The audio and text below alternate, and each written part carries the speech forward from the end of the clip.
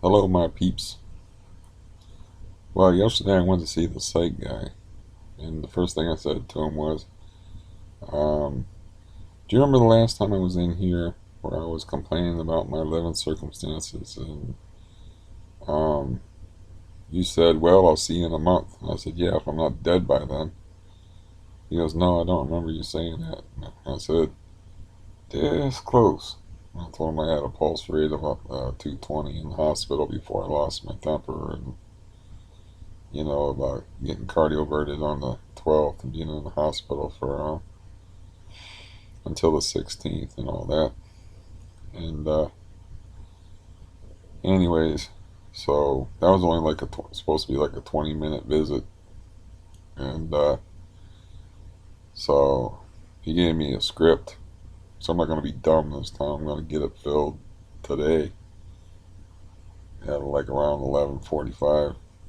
Um, like script for 290 pill bottles of volume. You know, and so I'll have volume out the wazoo,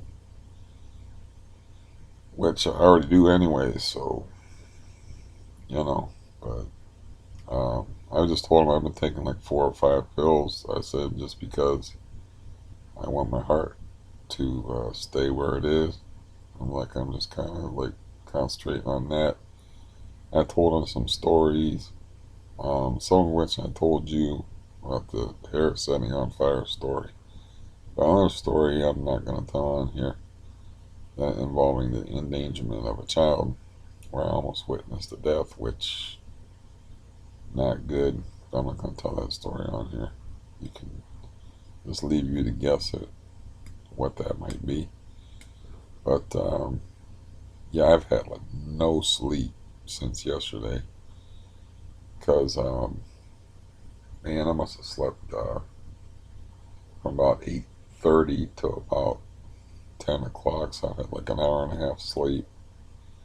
Then I watched the Browns debacle because I have to watch the games after they're over.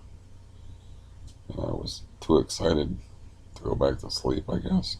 And the Browns apparently have a retarded coaching staff, and they hired the wrong head coach. But yeah, who wants to talk about that? So I was talking to my psychiatrist uh, yesterday, and they have like over 55 communities, which I'm 51, but because of my disabilities, I can qualify for them. And the ICANN program might finance them for me, or subsidize at least partly, however much percentage they'll pay of whatever the rent is. So that's what I'm going to try to do. Is I'm going to tell them I might even go in there without a hat, so I look the part and be like, um, yeah, I want one of these 55 retirement communities, but I cannot. I have to make this appointment, and my stomach is very unhappy. It was very unhappy yesterday. It hasn't been happy since I've been in the hospital, and I had the 220 pulse, and then women were yelling at me while I was trying to have a BM, to be polite. And I came out there and I yelled at them and said that you don't worry about me dying, because I'll be dying and I'll be out of this mess. What you ought to care about is your jobs, because you'll get fired. I'll be dead. I want nothing to worry, that whole thing that I told you about. And the one just left. She's like, okay, I'm not here because I don't want to lose my job. So she wasn't one of my regular nurses. She just left. And the other one that was my actual nurse that was assigned to me, she just turned her head sideways and wouldn't look at me in the face, because I've been told that I'm not a pretty sight when I'm angry, but I don't look in the mirror when I'm angry. But she was like, you ought not to say things like that. And I'm like, why the hell not? And then the other one didn't say anything. But, that's when I was wondering, like, how fast can your heart go into a bus? Because I had to have like a 250 pulse going, because I had a 220 pulse before I blew up. And, they didn't have me monitored at the time because I was going to the bathroom, so they didn't have the thing on your finger that takes your pulse or anything like that. They just had like EKG, a heart monitor thing. Well, they had to have something that was monitoring my pulse, so maybe that EKG thing was doing it.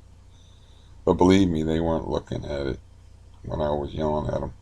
They were looking at me, or the other one was looking at the wall that didn't want to look me in the face.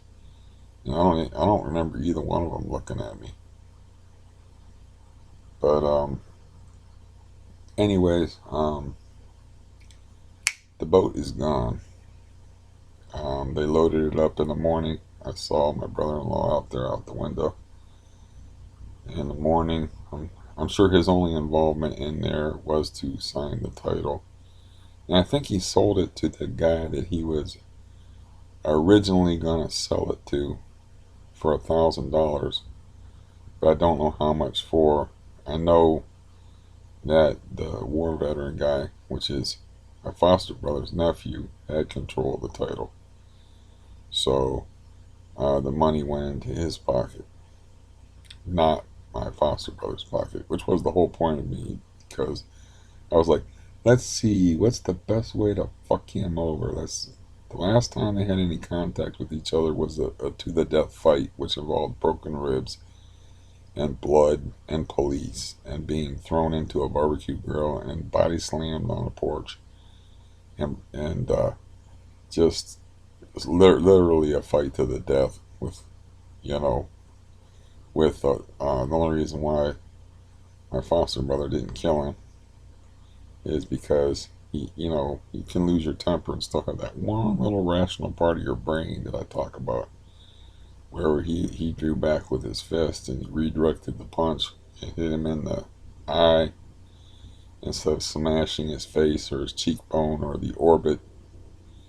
You hit right here, you can smash the orbit to somebody's eyes, the way Joe Frazier um, uh, stopped an unstoppable fighter named George Chuvalo, which actually George Chuvalo actually took a beating from George Foreman and would not go down. But Joe Frazier broke the orbit of his eye and he's like, fuck this, I'm done. And he quit.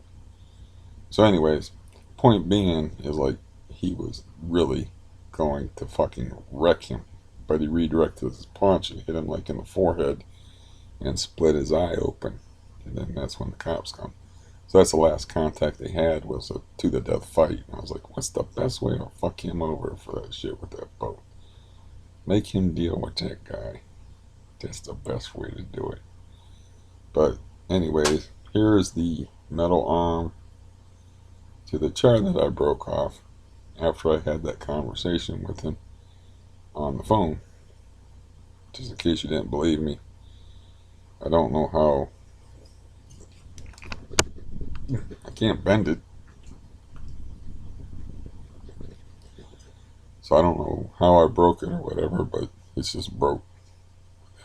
It's like one of them folding chair things. I didn't even mean to do it. I was just pressing down on it, and broke it. But I can't bend it. But anyways, um, yeah. So that on the floor. So that boat's gone. That chapter of my life is gone. I'm gonna go live with the old people, which I will probably fit in with better. And no more crackheads, no more crazy people, and no more uh, family that I moved in this neighborhood for 9 years ago, draining my wallet. If things go well, oh boy, my stomach is sour. Okay, if things go well in about 3 hours, is that all I got? 3 hours? Damn. Yeah, no sleep is no good, but it might help me in this case because I look and feel like hell. So it might help me. I'll remember to bring my hospital band, and I'll bring a bank statement showing how much money I actually make as proof of, I don't know if they're gonna want me to fill out any papers. Good. I hope they don't want me to fill out any papers because like I can barely remember the basics right now because I've had no sleep. And to make matters worse, my appointment's at 9:30. I get home probably 10:30 to 11:30, and then at 11:45 I have to stay awake for my aid worker, and so I don't get to go home and just crash. Like I had tears running down my face. I was so sleepy just a minute ago, and uh, so yeah, so I'm having trouble formulating my thoughts. Um, yeah, I got an unhappy belly, but this could work out for me. I don't know, but I'm gonna try for the just live with the old people. I'm headed there anyway.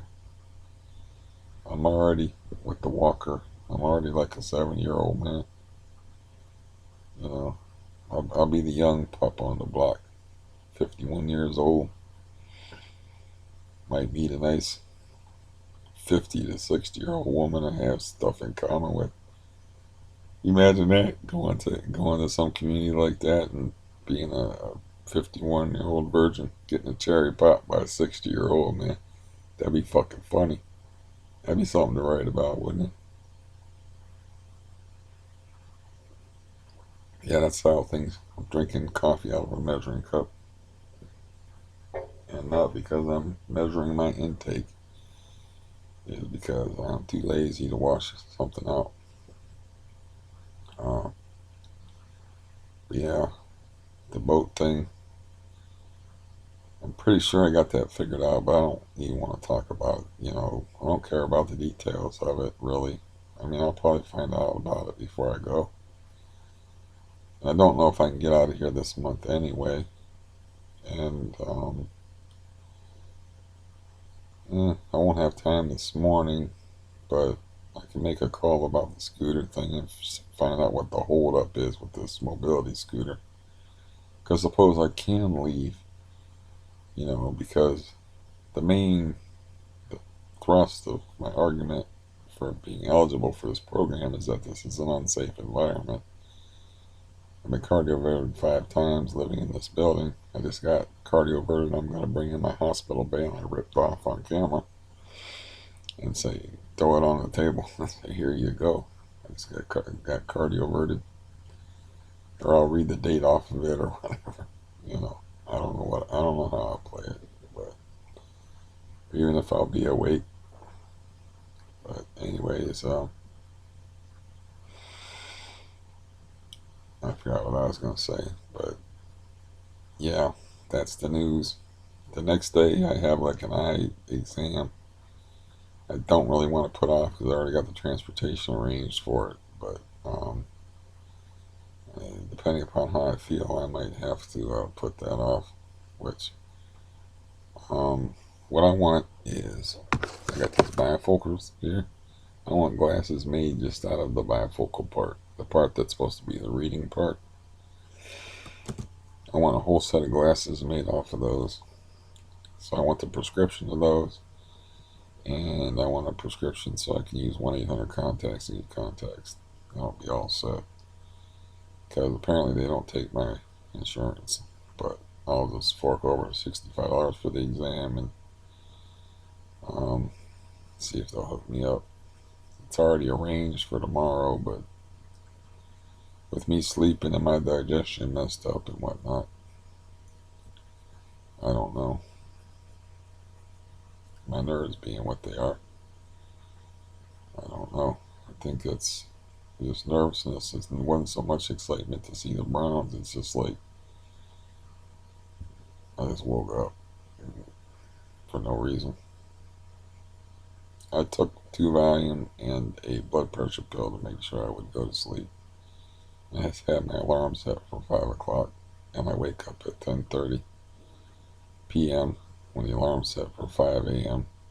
because I want time to watch the Browns game before I had to go into my appointment. I didn't want to get spoiled on the slaughter that happened. But yeah, yesterday was kind of scary because um, I didn't get pushed around in a wheelchair. I used a walker, and I was walking around, and I had a little bit of AFib during the day, and I was like, whatever, you know, it's probably due to nerves or whatever. I should not be drinking this coffee, but I don't know if there's any rhyme or reason to AFib anyway. Um, been working hard on my book, and I'm almost done with it. So I'm gonna put this book here, which I have very few pages left to do in it. Like I'm talking literally 10 pages, but difficult sentences and that thing. But that's about totalitarianism, and I got my little mini book here about Mr.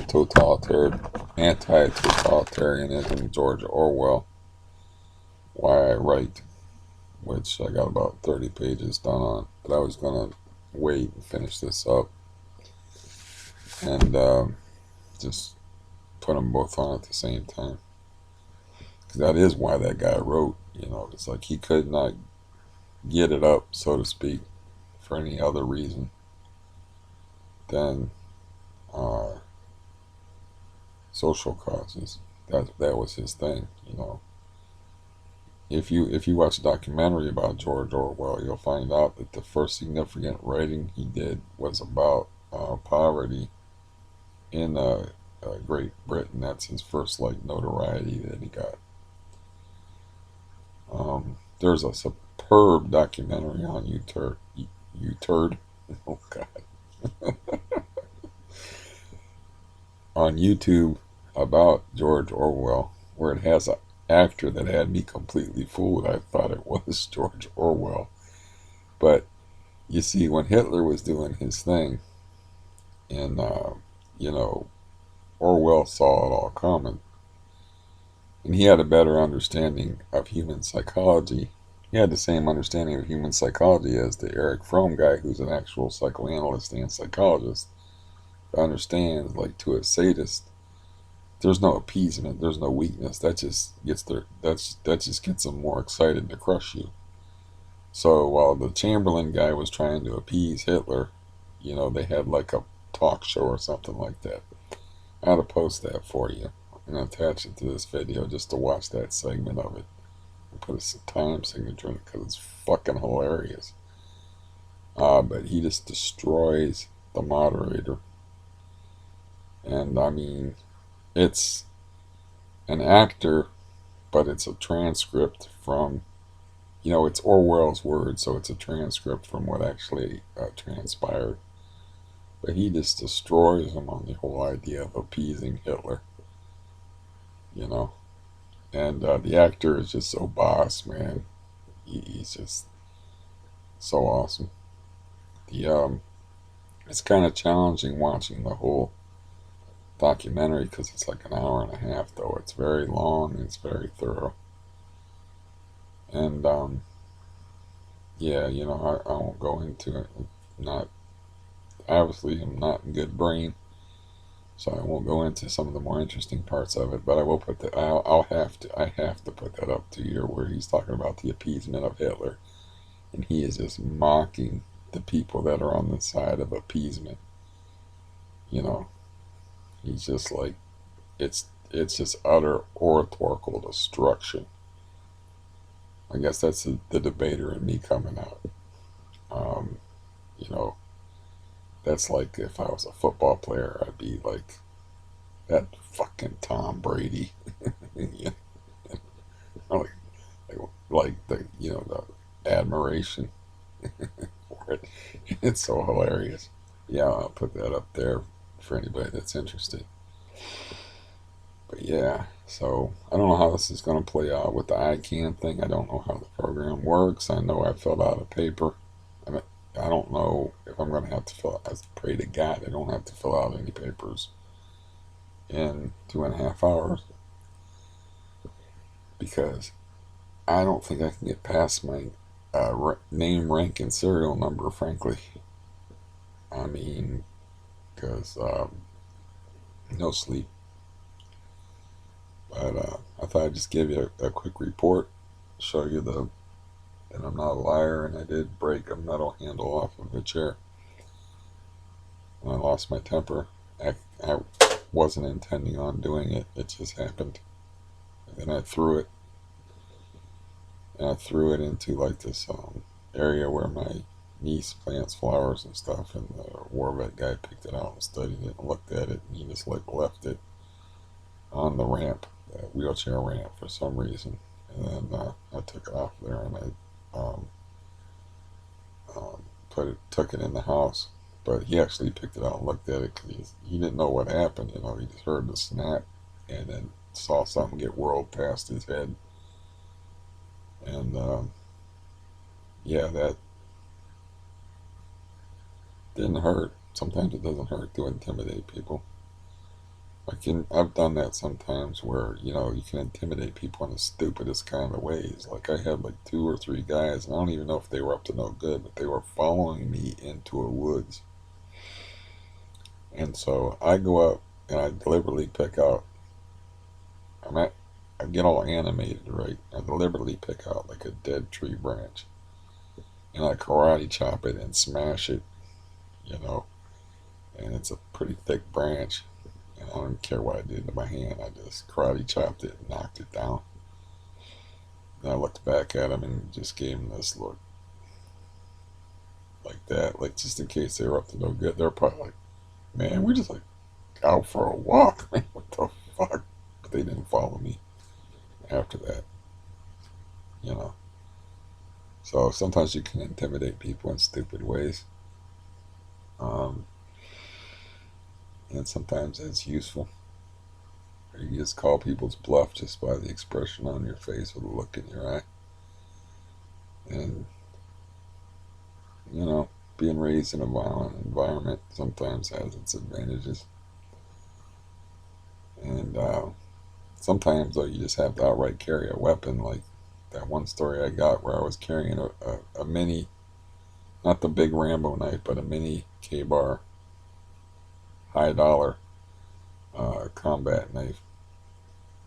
And I was carrying it in the flat of my back, like I saw Yul Brynner doing this movie called The Ultimate Warrior, with the sheath against the flat of my back, and I left my shirt tail hanging over it. And this guy was following me through a bad neighborhood, and I knew he was up to no good, so I just stopped under the street light and very theatrically lifted up my shirt and tucked it in underneath the handle of the knife so he could see the knife. And I stood there for a few seconds. And then I turned around, and that guy wasn't nowhere in sight. So he was going to mug me or rob me. Or maybe he was a homosexual. Maybe he just was looking for a good time. I don't know. But in that neighborhood, I wasn't taking no chances. So, you know, and that was a very bad neighborhood. So I'd always carry a weapon when I walked in that neighborhood. Anything from my lead hot dog thing to that knife, which I consider was, you know, started getting stopped by too many cops. So I was like, well, I can't be carrying that. That's illegal. You can carry that on your belt out in the open, but to hide it like that, it's a concealed weapon. You can't have a blade longer than 4 inches. That was the law in Ohio at the time. Concealed, and um, you the lead hot dog thing was completely legal. I remember explaining that to a cop what that was used for, and he stopped me mid sentence and looked at me like I was. He's like, "Yeah, I know what that's for." And I was thinking, did you ever use one before? Is that why you know what that was for, or why I was carrying that? Because that's just a weird thing. It's just a big hunk of lead. Um, Not a big hunk of lead, a small hunk of lead to fit in your hand. And or I carry a wrench. And one time I didn't. I just had a wrench in my pocket, and I pretended like it was a gun. And you heard all those stories before.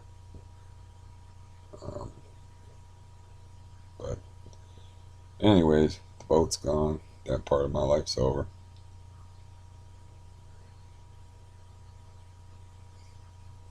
My teeth are still hideous, but not hideously painful so far.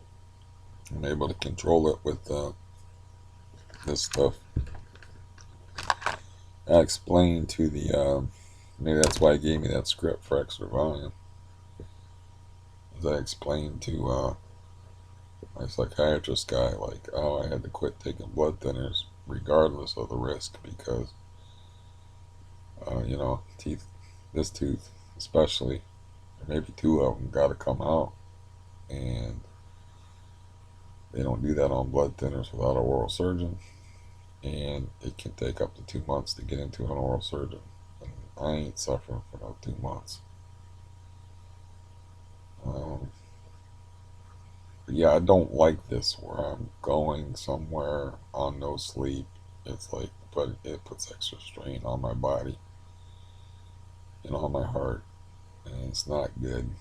I did rest up as far as like I just laid around yesterday when I got home, and I didn't do no walking around or nothing extra. So, I did enough walking around when I went to my appointment. So, hopefully things will be okay. I feel a little bit short of wind, but you know, I suppose I'm not capable of being terribly interesting when I'm this tired. But yeah, yeah. I just thought I'd let you know. Like I don't have to worry about the benzos as far as having a supply. Um, He's loaded me up until he gets me to, until I get the hell out of here. I don't know when that's going to be, or if I have to pay another month's rent here, or what the deal is going to be. It's like already late in the month, relatively speaking. Um, and I got to wait here, I think, to get my scooter, but I don't know if I have to or not. I don't know how. Just say I don't know how this is going to play out. Um, yeah, I thought I'd report that, show you the broken handle thing, and um, tell you about the over 55 communities, which I had no knowledge about, you know, that I'm eligible for because I'm crippled up. That's what my psychiatrist guy said. Just keep emphasizing the fact you got a disability. And I'm thinking, I don't really think I need to sell that too much. I don't think so. But, yeah. So maybe I don't have to live in the projects. Maybe I can live somewhere nice. Won't be close to my friend, though, which, you know, because he's got 11 grandchildren, he's a very, very busy guy. We'd hang together, spend more time together, and talk together more. Even though we have that gulf of belief between us, he's a fundamentalist Christian, I am not. So, would be a big source of contention. We just kind of like leave that alone, but we have other things to talk about besides that. But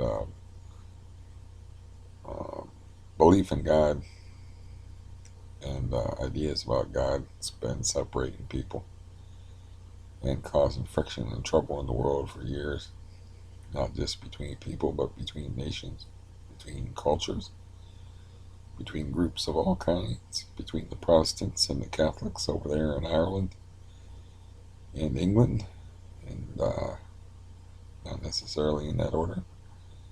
So it could actually cause a schism in friendships as well.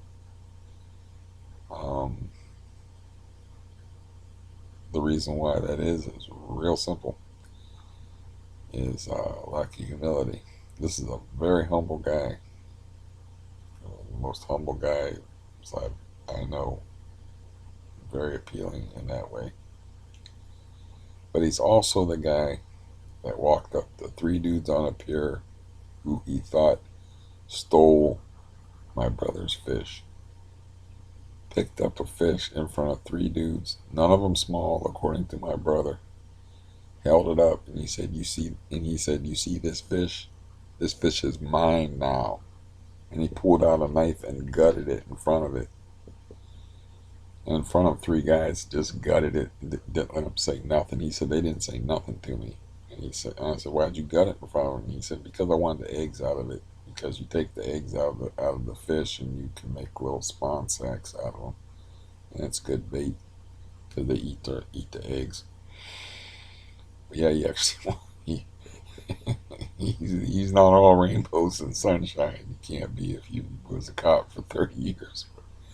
I told him, man, I would have went on that trip just to see that. And then he's like, "Yeah, the worst part of it is like it wasn't even your brother's fish. I went over to your brother and I was like, I got your fish back." And he goes, "My fish is over there on that yellow stringer." So he just jacked them peoples for their fish. And, these are valuable fish. I mean, these are big trout, that are worth like, it's 5 pounds of trout is worth how much in the store? You do the math. It's like a $35 fish. But they didn't say shit. Like, that's our fish. We got that fish. They didn't say shit to him, man. So, him being a Christian dude, he had to go over and eat crow. He said, "Man, that was rough. I had to walk back and I had to go apologize and give them their fish back." And he said, "I really felt horrible. I felt like an idiot." And I said, "I just wanted to be there for the part where you faced the three dudes down and gutted their fish in front of them, and they didn't say shit." And I asked my brother to describe them, and he was like, I was like, "Were they little dudes or something?" He goes, "No." He goes, "They weren't little at all." He's like, "A couple of them were 6 footers." It's a matter of intensity, and you know, um, my friend was on the police force for 30 years. Been in a lot of fights and a lot of confrontations and a lot of life and death shit. And I just like that whole thing. "You see this fish? This fish is mine now." I love that. It wasn't. It wasn't even my brother's fish. So he had to go back over humbly and say, "I'm sorry about what I did," and give him the fish back, dude. But yeah. All right, that's 33 minutes. That's long enough. I can't really think of nothing too interesting to say. You certainly don't want to hear about my belly ache. So you don't want to hear me belly ache, and you don't want to hear about my belly ache. But yeah, I think I need to take some quietus, some belly quieting concoction of some sort. And 6:45, the sun will be coming up pretty soon. I gotta think about leaving here like around 8 o'clock. Think about getting dressed and getting mentally prepared. I have to be there at 9:30. My ride's probably gonna be here. I gotta be ready for my ride about 10 till 9. So um, I am not looking forward to this, man. I do not like doing things. I have a headache, a belly ache, and no sleep and no brain. So I don't like doing things in this condition, but I'm not putting this off. It's too important to get the process started. And it's like, it'd be like a wet dream, me getting out of here. To get out of here finally after all these years, all these hellish, nightmarish memories of living here. And to never see this room again. This is the room that I suffered through my benzo withdrawal. Never see that 8 foot hole in the wall again.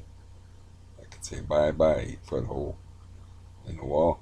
Bye bye, ceiling tile that doesn't match because water leaked through and broke the other one. Bye bye, hole in the ceiling that I poked up through a broom because more water was up there. and I didn't know how much water was up there. Bye bye a light fixture that doesn't work.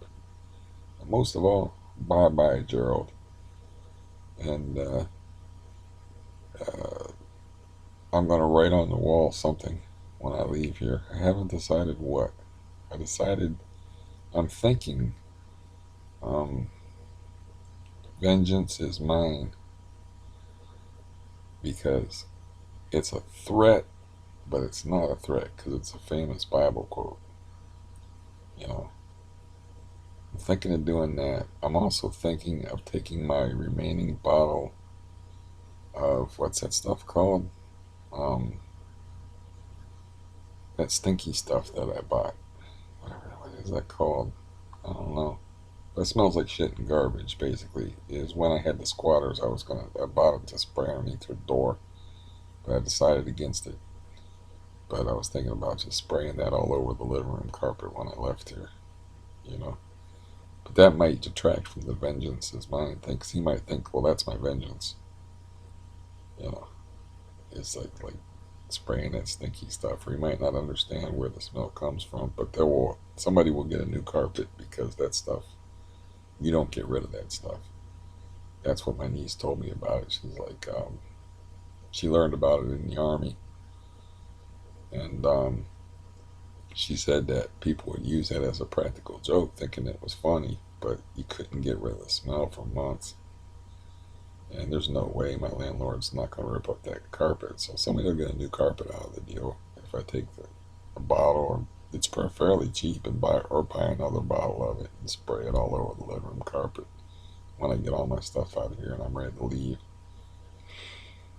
But yeah, vengeance is mine sounds good because it's a threat, but I can just deny it as a threat because it's a Bible quote, and just write it in Sharpie because the walls are white in the bedroom. I know I put some gray hairs. I got the satisfaction of that. Anyway, I know I put some extra gray hairs on that motherfucker's head because I saw him and he didn't look the same because I hadn't seen him for a long time. And I saw him and his hair, it got a little whiter. So that gives me a little sick satisfaction. Since he damn near killed me living here. So I guess it's not really sick satisfaction. I was talking to my ride today, who was a great guy. Um, yesterday, um, when I went to my psychiatrist appointment, and I was like, but I'll have to forego my revenge because of my heart. I have to because of my heart situation. I have to worry about that. And he goes, that doesn't sound like revenge. That sounds like justice. I'm like, yeah, well, I guess so.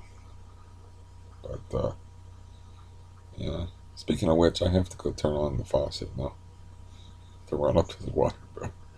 Like childishly run up his water bill, and just to take a few dollars out of his pocket. But I gotta go turn it on full blast for a couple hours. Usually I just leave it on all night, like at half power. And yeah, so I'll talk to y'all later. Goodbye.